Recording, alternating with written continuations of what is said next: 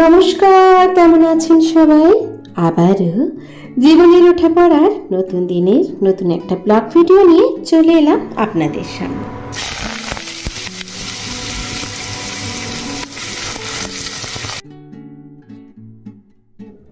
আজকে সকালে উঠেই ছুটতে হলো ব্লাড টেস্ট করাতে। আস্তে আস্তে ফিরে আসছি আবার সেই পুরনো রুটিনে। চলুন সঙ্গে থাকুন, দেখতে থাকুন। আশা করছি আজকের ভিডিওটাও আপনাদের ভালো লাগবে। সকালে উঠে ঘরের বাসি কাজ সেরে তাড়াতাড়ি করে একদিকে পকোড়া আর একদিকে ইন্ডাকশনে একটু ভাজা বসিয়ে দিয়েছি। তাড়াতাড়ি করে এগুলো হয়ে গেলে একটু বেরিয়ে পড়বো।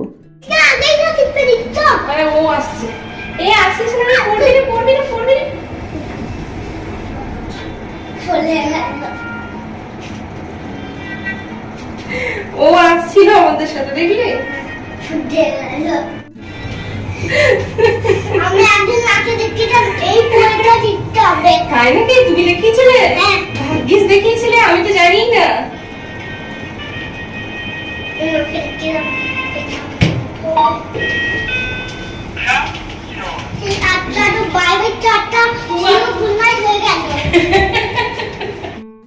Good morning. নতুন সকালে আবারও সবাইকে ওয়েলকাম। আবারও নতুন একটা ব্লগ নিয়ে চলে এলাম আপনাদের সামনে। আর এখন সকাল সকাল আমরা বেরিয়ে পড়েছি বলতে একটু টেস্ট করাতে যাচ্ছি। তো চলুন সঙ্গে থাকুন।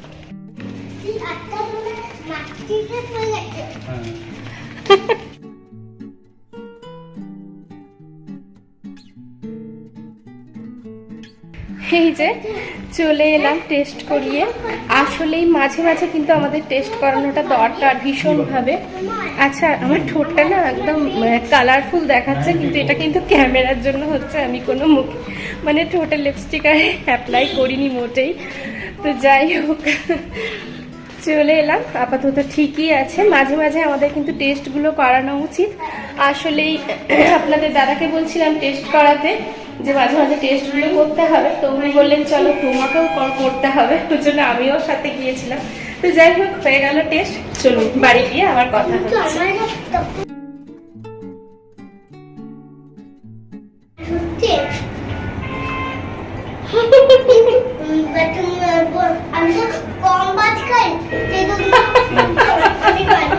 কমই ভালো।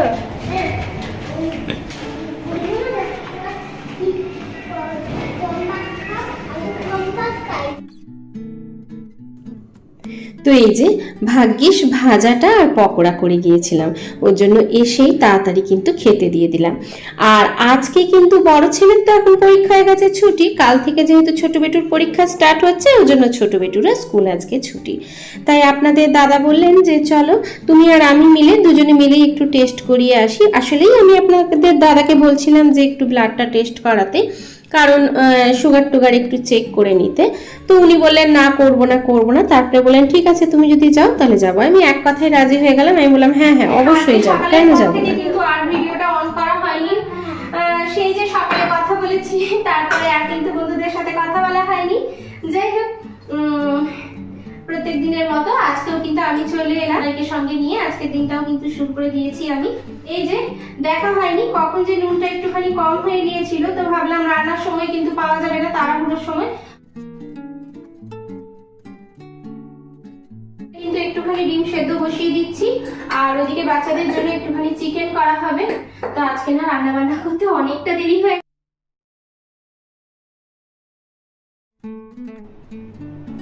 এই যে আবারও কিন্তু আগের রুটিনে ফিরে আসছি, আস্তে আস্তে। এবার কিন্তু ছেলের শরীরটাও ঠিক হচ্ছে। তো যেহেতু ডাক্তার বলেছিলেন যে 2 মাস পর থেকে আস্তে আস্তে করে খাওয়াতে শুরু করবেন, তো ফার্স্টে ডিমটা খাওয়াতে শুরু করেছিলাম। আবারও আস্তে আস্তে কিন্তু মাছ মাংসতে ফিরে আসছি। একদিন মাংসের মধ্যে করা হয়েছিল। তো যাই হোক, ঠাকুরের আশীর্বাদে সব ঠিকঠাকই আছে। তাই আজকে আবারও মাংস করছি ওদের জন্য। চলুন দেখা যাক কি হয়। আস্তে আস্তে কিন্তু আবার আগের রুটিনে আমরা ফিরে আসছি। আসলে জানেন তো, এখন না রোগের কোনো ঠিক নেই। তাই প্রত্যেকটা মানুষকে মাঝে মাঝে একটু চেক আপ করিয়ে নেওয়া কিন্তু ভালো। তার জন্যই সুগারটার একটা ব্লাড টেস্ট করিয়ে নিলাম।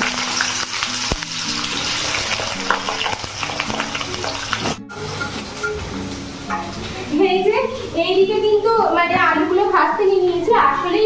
বাচ্চারা না আলু ছাড়া চিকেন খেতে একদম ভালোবাসে না, তাতে কষা কষা রকম চিকেন করি আর ঝোল ঝোল করি, ওই জন্য আলু দিয়েই করছি।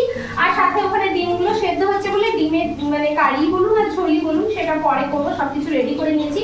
ভাগ্যিস আজকে এই ভাজাটা করে গিয়েছিলাম, মানে সকালে যেটা দিয়ে খেয়েছি না, এই যে এইটা কিন্তু তখনই আমি একবারে করে রেখে দিয়েছিলাম। যদি আমি এই ভাজাটা না করে যেতাম মানে তাহলে যে কি আজকে রান্না করতাম দেরি হয়ে গেছে। আর সকালে রান্নাটা একটু তাড়াতাড়ি করে দিলে কি হয়, মনে হয় না ঠিক আছে বাচ্চারা একটু তাড়াতাড়ি খেতে পাবে, নাহলে অনেকটা দেরি হয়ে যায়। সকালবেলা দেখবেন বাইরে যেতে মানে সকালবেলা যদি বাইরে যাওয়া হয় তাহলে দেরি হবেই হবে, এইরকম অবস্থা।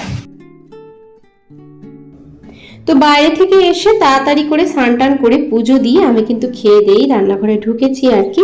খুব তাড়াহুড়োর মধ্যে রান্নাগুলো করছি।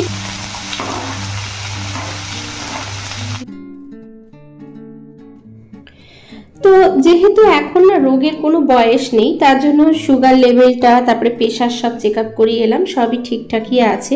তবুও আমার মনে হয় 5 বছর পর হোক 2 বছর পর হোক একবার করে চেক করিয়ে নেওয়া উচিত। আর আপনাদের দাদাকে বলি না, উনি বারে বারেই বলেন তোমাকেও চেক করাতে হবে, শুধু আমার চেক করালে হবে, তোমাকেও যেতে হবে। আর আমি যেতাম না, তো আমি আজকে বললাম ঠিক আছে আমিও যাব, কোনো ব্যাপার না, একটা টেস্ট করবো, তার জন্য এত প্রবলেমের কি আছে, আমার কোনো প্রবলেম নেই, চলো আমিও যাব তুমিও চলো, তোমাকে টেস্ট করতেই হবে।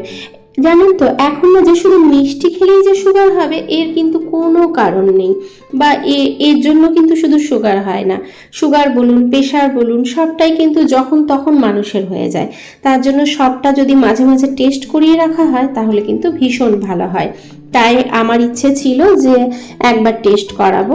তো যাই হোক, দেখুন জেনে গেলাম যে না সব ঠিকঠাক আছে, মনেও শান্তি, তাই না? আর ধরুন যদি বাই চান্স যদি হয়ে যায় তখন তো তার মতো একটা প্রস্তুতি নিতে হবে, তার জন্য আমার মনে হয় মাঝে মাঝে টেস্ট করানোটা খুবই দরকার। যাই হোক, এদিকে কিন্তু ডিমের কারিটা বসিয়ে দিয়েছি, কারি নয় ঝোল করতে। তো এই যে আজকে কিন্তু একদম সিম্পল ভাবে ডিমের ঝোল আর মাংসের ঝোল এটাই করার সময় পেয়েছি, আর সকালে ভাজা ছিল সেটাই করেছি আর কি। যে এদিকে রেডি হয়ে গেছে।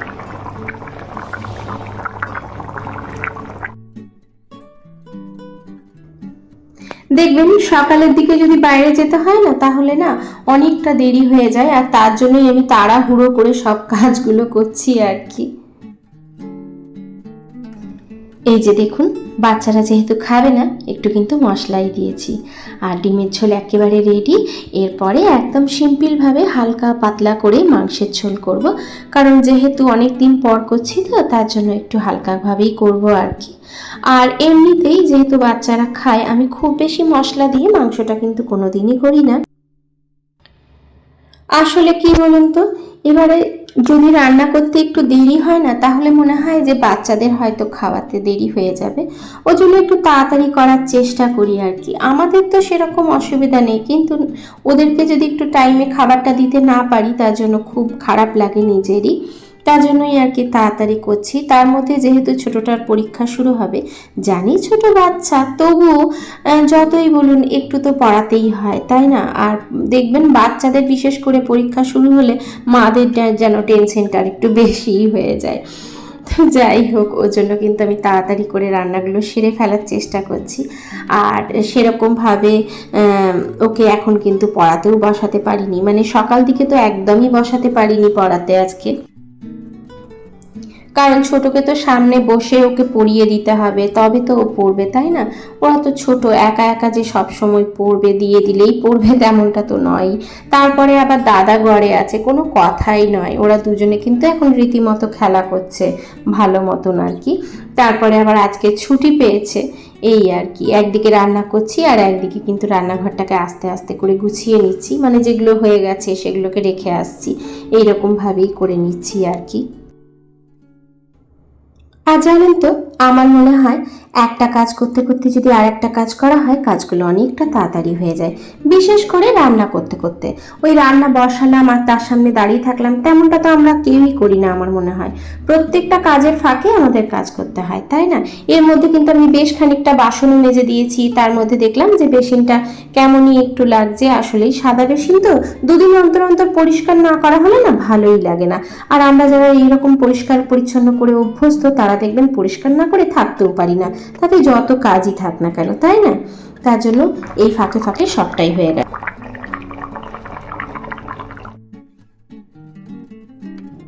আর এদিকে দেখেছেন অনেকটা পাতলা ঝোল করেছিলাম, ঢালতে গিয়ে একটু পড়েও গেল। যাই হোক, বলে না তাড়াতাড়ির সময় একটু বেশিই দেরি হয়, তো আমারও তাই। আপনারা যদি এখনো আমার ভিডিওটা দেখছেন, যদি ভালো লেগে থাকে তাহলে বলবো ছোট্ট একটা লাইক দিয়ে ভিডিওটা কন্টিনিউ করবেন। আর ভিডিওর কোনো কাজ, কোনো কথা যদি আপনাদের ভালো লেগে থাকে তাহলে অবশ্যই সাবস্ক্রাইব করে বন্ধু হয়ে আমার পাশে থেকে যেতে পারেন। আর যদি একটু বেশি ভালো লেগে থাকে তাহলে অবশ্যই ফ্রেন্ড আর ফ্যামিলির সাথে শেয়ার করতে কিন্তু একদম ভুলবেন না। সবার কমেন্ট ভীষণ ভীষণ সুন্দর। আমার পুরনো বন্ধুরা যেভাবে আমাকে সব সময় সহযোগিতা করে এগিয়ে নিয়ে যেতে সাহায্য করছেন, আমি বলবো সেইভাবেই সব সময় আমার পাশে থাকবেন।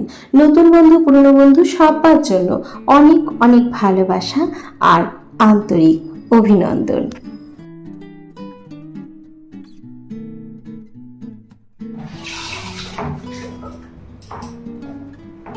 বলে না তাড়াতাড়ির সময় বেশি ঝামেলা হয়, যত মানুষ তাড়াতাড়ি করতে যায় না তত প্রবলেম। তো আমারও সেই অবস্থা হচ্ছে আর কি, মানে তাড়াতাড়ি করে যত করতে যাচ্ছি ততই দেখছি এটা ওটা হয়ে যাচ্ছে।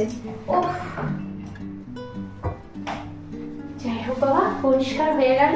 আস্তে আস্তে মাঝে মাঝে তো গরম পড়ছে, একটু একটু করে গরম বাড়ছে, তবে বৃষ্টিও হচ্ছে। বৃষ্টি হলে কি হবে, এবার কিন্তু আস্তে আস্তে গরম পড়বে। তাই বলবো সবাই সাবধানে থাকবেন, বেশি করে জল খাবেন অবশ্যই, আর নিজেদের অবশ্যই খেয়াল রাখবেন। মাঝে মাঝে একটু টেস্ট করে দেখবেন শরীর টরীর ঠিক আছে কি না, এটা কিন্তু একবার চেক আপ করিয়ে নেওয়া মাঝে মাঝে খুব দরকার। অন্তত 2-3 বছর পর হলেও একবার চেক আপ করাবেন। যাই হোক, আজকে তাহলে এখানেই আসি, দেখা হচ্ছে পরবর্তীকালে নতুন একটা ভিডিওর সাথে।